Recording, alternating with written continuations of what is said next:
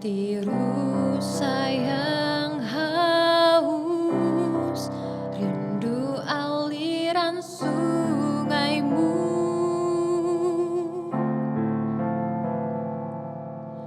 Hatiku tak tahan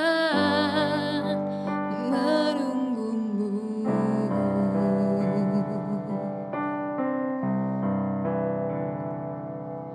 Bagai tanah gersang menanti datangnya hujan,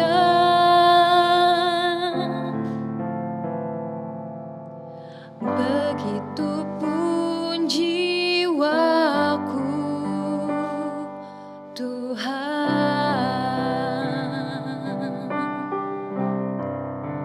Hanya Engkau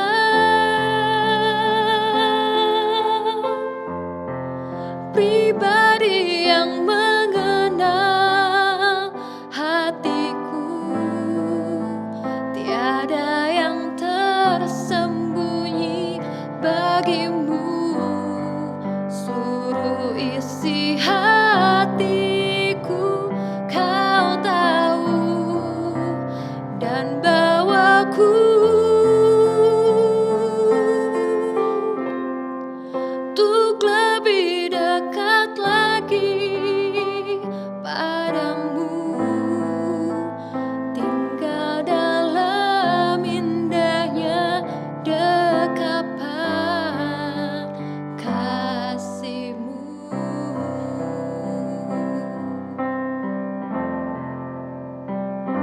Seperti rusa yang haus, rindu aliran sungaimu.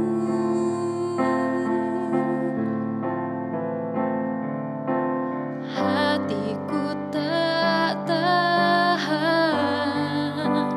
menunggumu.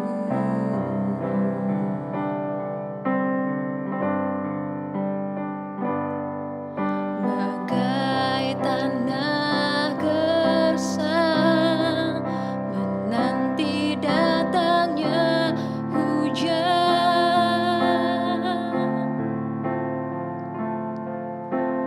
begitupun jiwaku, Tuhan.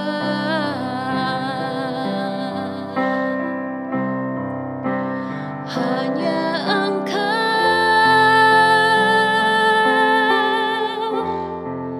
pribadi yang mengenal hatiku, tiada yang tersembunyi bagimu. Seluruh isi hatiku Kau tahu, dan bawaku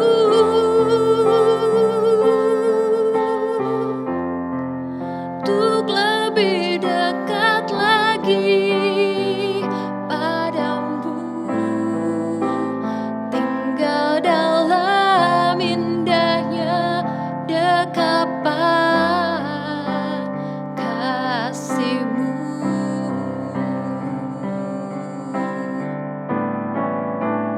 Hanya Engkau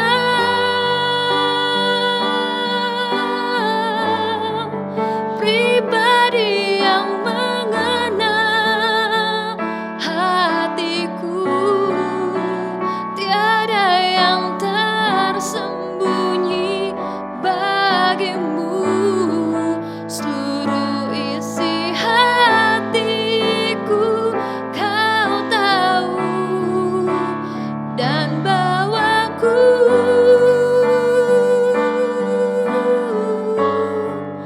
untuk lebih dekat lagi padamu, tinggal dalam indahnya dekapan kasih-Mu. Oh, tinggal dalam indahnya dekapan kasih.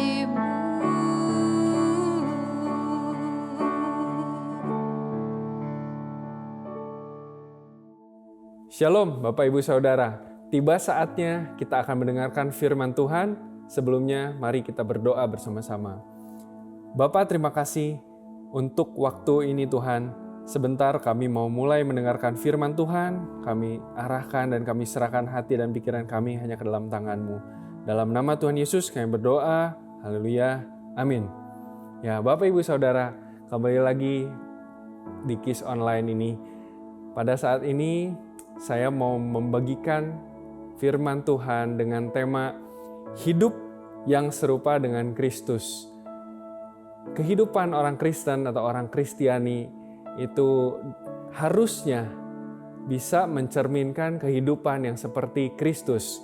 Nah, sebelumnya kita baca dulu dari Alkitab kita dari 2 Korintus 4 ayat 10 sampai 12. 2 Korintus 4 ayat 10 sampai 12, saya akan bacakan. Kami senantiasa membawa kematian Yesus di dalam tubuh kami, supaya kehidupan Yesus juga menjadi nyata dalam tubuh kami. Sebab kami yang masih hidup ini terus-menerus diserahkan kepada maut karena Yesus, supaya juga hidup Yesus menjadi nyata di dalam tubuh kami yang fana ini. Maka demikianlah maut giat di dalam diri kami dan hidup giat di dalam kamu. Amin.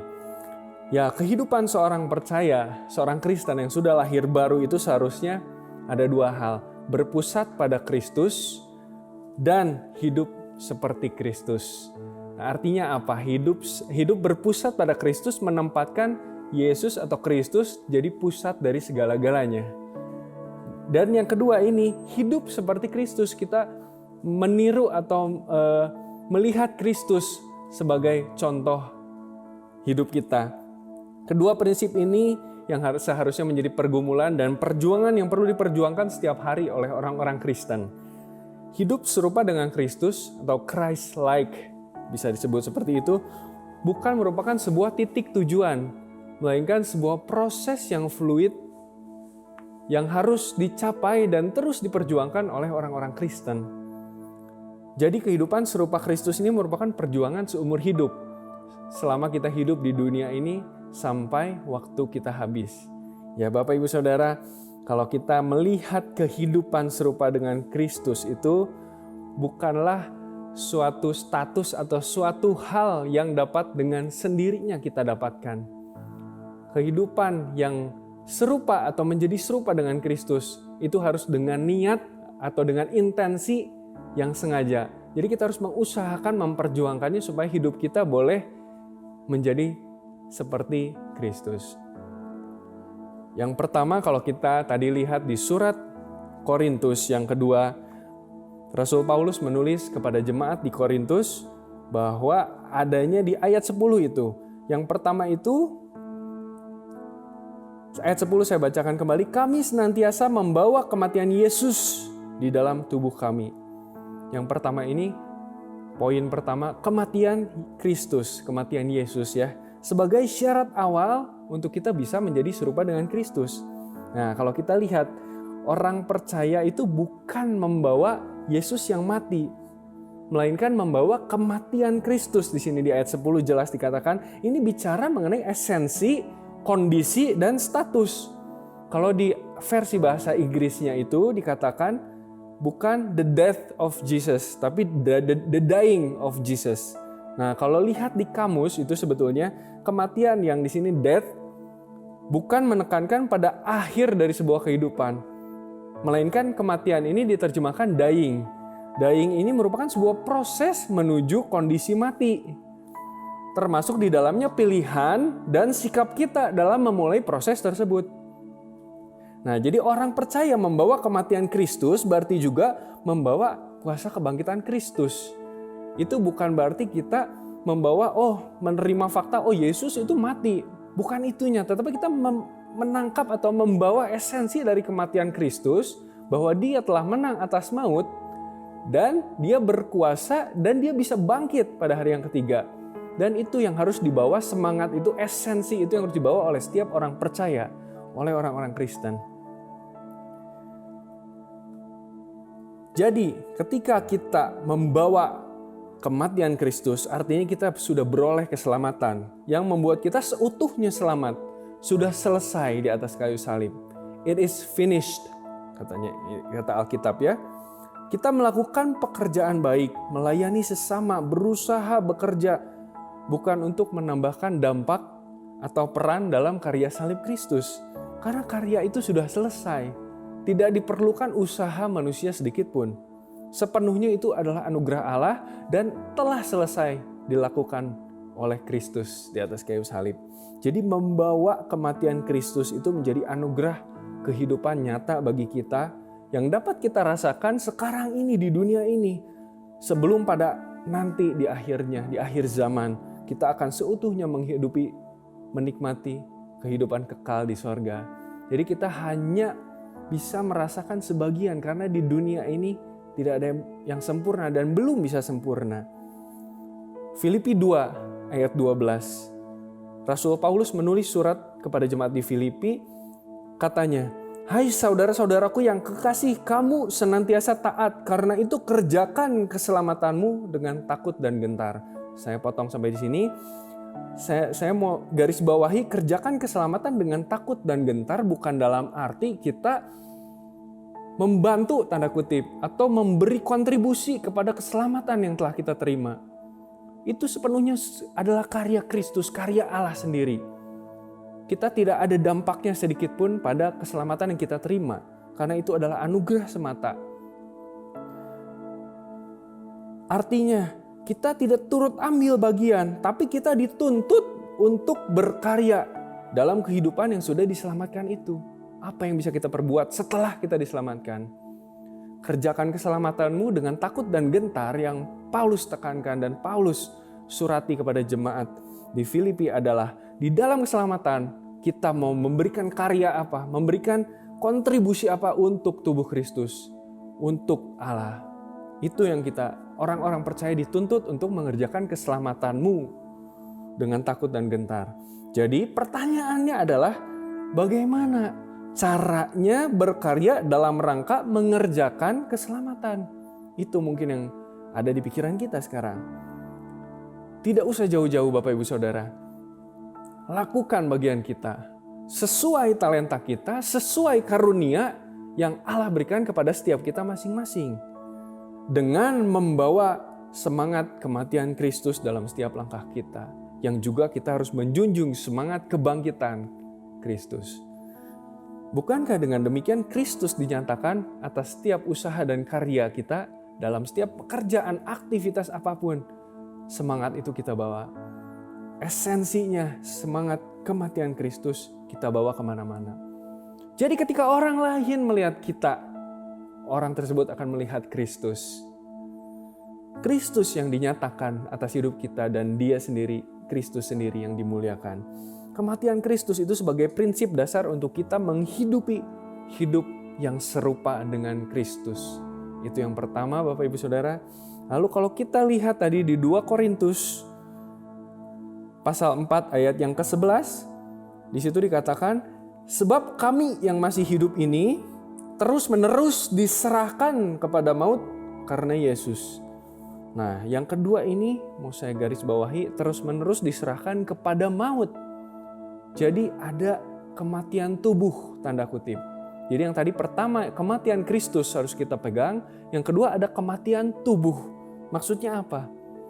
Orang percaya terus-menerus diserahkan. Kalau Inggrisnya itu constantly being delivered kepada maut. Maksudnya apa? Paulus melihat kalau pada waktu menulis surat ini, saya percaya Paulus melihat ketika Stefanus mati sebagai martir. Stefanus yang adalah rasul, ketika Stefanus dilempar dengan batu, Paulus ada di situ. Bukankah ketika Stefanus mati, ia menjalankan hidup seperti Kristus? Sebagai rasul, Stefanus pasti mengusahakan kehidupannya untuk senantiasa taat sesuai dengan perintah-perintah Kristus, perintah Yesus. Tapi apa yang Stefanus dapatkan? Kematian. Ia mati dalam kebenaran sebagai martir. Ironi, tentu menurut orang dunia, itu Stefanus sudah hidup sesuai dengan perintah Yesus. Tapi masih mati, dilempari dengan batu. Tapi itu adalah satu hal yang akan diterima oleh orang-orang yang percaya kepada Tuhan. Nah, mungkin masih di sini masih Bapak Ibu Saudara belum terima. Mungkin ya, orang percaya itu di segala zaman akan dibenci oleh dunia. Karena kamu bukan berasal dari dunia. Alkitab mengatakan dengan jelas. Yohanes 15 ayat 19 menuliskan demikian. Sekiranya kamu dari dunia, tentulah dunia mengasihi kamu sebagai miliknya. Tetapi karena kamu bukan dari dunia, melainkan aku, kata Tuhan Yesus, telah memilih kamu dari dunia, sebab itulah dunia membenci kamu. Nah, ini orang percaya berbeda dengan orang dunia, Bapak Ibu Saudara. Kita yang beroleh hidup atas ganti kematian Kristus, kita yang telah menerima anugerah Allah, akan mengalami kesulitan dan tantangan. Karena kita bukan berasal dari dunia. Kita berbeda dengan orang dunia yang belum percaya, yang masih di luar Kristus. Bagi orang Kristen, kesulitan dan pergumulan hidup itu bukanlah suatu hal yang perlu dicari-cari, Bapak Ibu Saudara.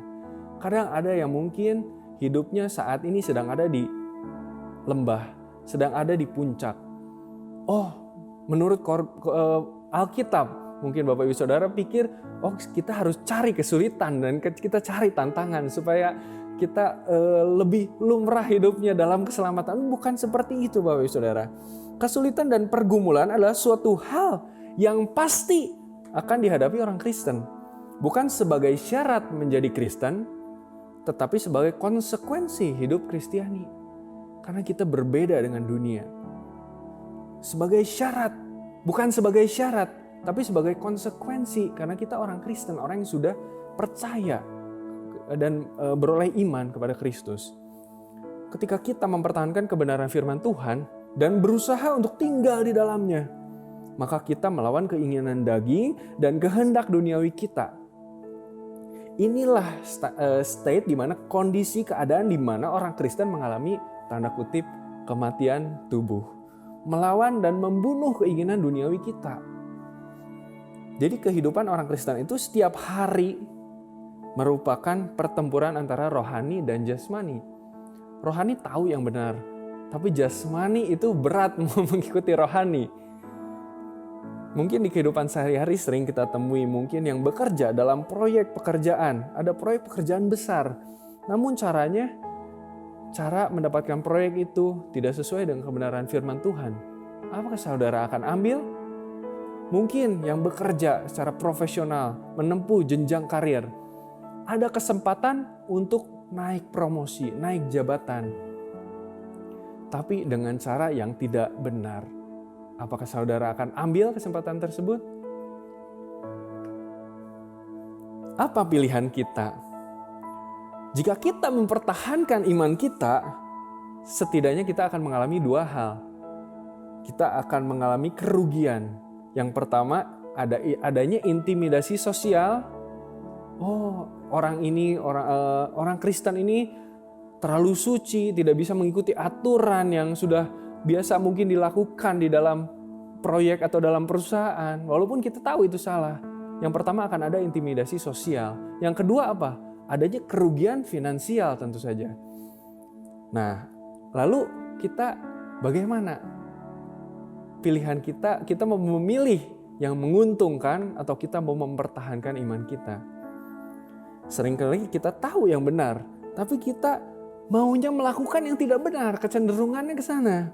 Disinilah pentingnya kita memahami kematian tubuh yang poin kedua ini untuk mempertahankan iman kita sesuai dengan prinsip-prinsip firman Tuhan. Prinsip-prinsip Alkitab yang benar, yang terutama dan menjadi dasar setiap pengambilan keputusan dan setiap langkah kita. Walau secara duniawi dirugikan, tetapi kita tetap teguh pendirian. Karena kita tahu mana yang lebih terutama, yaitu perintah Allah. Aturan-aturan Alkitab. Bapak Ibu, mungkin ini adalah jeritan hati setiap orang-orang percaya. Dan itu bukan baru sekarang terjadi. Rasul Paulus pun menjerit dalam hatinya. Kalau kita lihat di Roma pasal 7 ayat 15. Dikatakan demikian. Sebab apa yang aku perbuat, kata Rasul Paulus, aku tidak tahu. Karena bukan apa yang aku kehendaki yang aku perbuat, Tetapi apa yang aku benci, itulah yang aku perbuat. Lalu kita lompat ke pasal 7 ayat 18 dan 19. Roma pasal 7 ayat 18-19. Sebab aku tahu bahwa di dalam aku, yaitu di dalam aku sebagai manusia, tidak ada sesuatu yang baik. Sebab kehendak memang ada di dalam aku, tetapi bukan hal berbuat apa yang baik. Sebab bukan apa yang aku kehendaki, yaitu yang baik, yang aku perbuat. Melainkan apa yang tidak aku kehendaki, yaitu yang jahat, yang aku perbuat. Itu sebetulnya sudah dirasakan dan dialami oleh Rasul Paulus. Jadi kalau begitu bagaimana Bapak Ibu Saudara? Apa yang harus kita lakukan? Menyerahkan hidup ini pada kuasa pemeliharaan Allah. Supaya Ia yang memampukan kita untuk bertahan dalam iman dan stay pada jalan yang benar. Tetap teguh pada pendirian pada jalan yang benar. Kalau kita mengandalkan kekuatan diri kita sendiri, sebagai manusia kita rapuh Bapak Ibu. Kita tidak punya kekuatan itu. Kita akan terus-menerus jatuh dalam dosa. Tapi kenapa kita bisa bertahan, kita bisa melalui sampai saat ini, sampai detik ini? Itu semua karena kekuatan daripada Roh Kudus. Ia yang memampukan kita, menolong kita dalam setiap langkah hidup kita. Untuk kita boleh mengalahkan keinginan-keinginan duniawi kita, keinginan-keinginan daging. Yang saya maksudkan di sini adalah tanda kutip kematian tubuh. Itu yang kedua. Lalu kita lanjut ke poin yang ketiga Bapak Ibu Saudara. Hidup yang serupa dengan Kristus pertama tadi harus menjunjung prinsip kematian Kristus. Yang kedua, kita harus memiliki kemauan untuk adanya kematian tubuh di dalam kita. Lalu apa yang kita dapatkan setelah itu? Tentu saja yang ketiga ini, kehidupan yang berbuah. Di ayat 12, tadi di 2 Korintus 4 ayat 12 dikatakan demikian. Maka demikianlah maut giat di dalam diri kami dan hidup giat di dalam kamu. Paulus menuliskan bahwa maut giat di dalam kami, hidup di dalam kamu. Di ayat-ayat sebelumnya, Paulus menuliskan juga dalam segala hal ditindas namun tidak terjepit. Habis akal tapi tidak putus asa. Dianiaya tapi tidak ditinggalkan sendirian. Dihempaskan namun tidak binasa.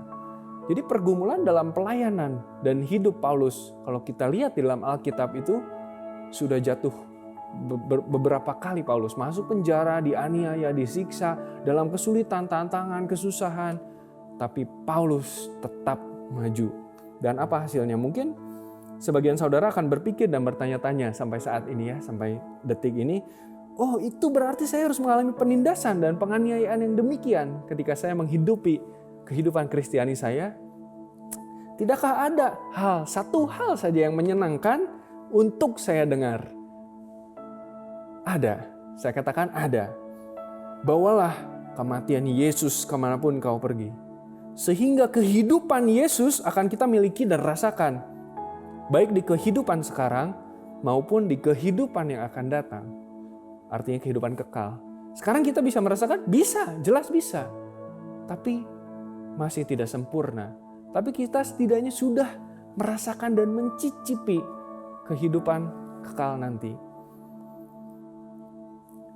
Lalu, kalau gitu mengapa Allah melakukannya melalui cara yang tidak enak seperti ini? Kenapa membentuk saya harus dengan cara seperti ini?